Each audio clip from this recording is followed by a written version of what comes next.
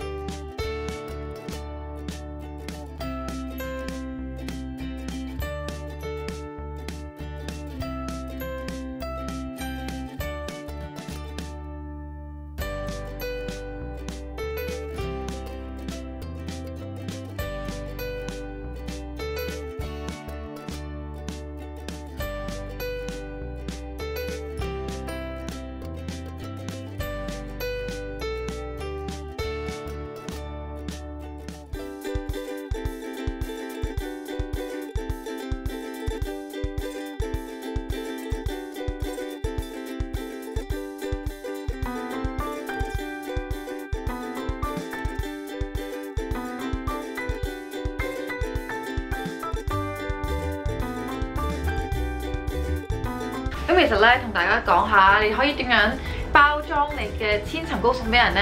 咁其實最方便呢，就係用保鮮紙咁樣啦，一個一個包住咧。其實咁送俾人係最方便嘅，因為咧無論擺落任何嘅容器入邊咧，嚿糕都係會黐住你個容器嘅。只有保鮮紙咧，先至係可以易搣易黐啦。咁就呢個係俾大家嘅小 tips 啦。好啦，咁就等我試食啦。其實咧真係好軟腍腍，摸到好似一嚿豬肉嘅感覺咁啊！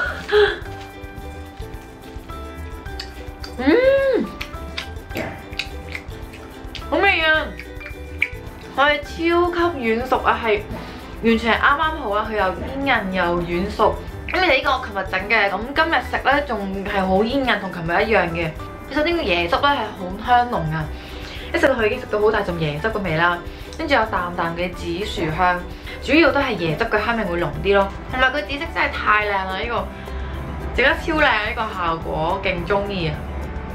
今日嘅片咧就嚟到呢一度啦。咁如果大家中意咧，就記得 like 啦，同埋訂閱我嘅 channel 啦。如果對日常生活有興趣咧，都可以 follow 埋我嘅 Facebook 同埋 Instagram 嘅。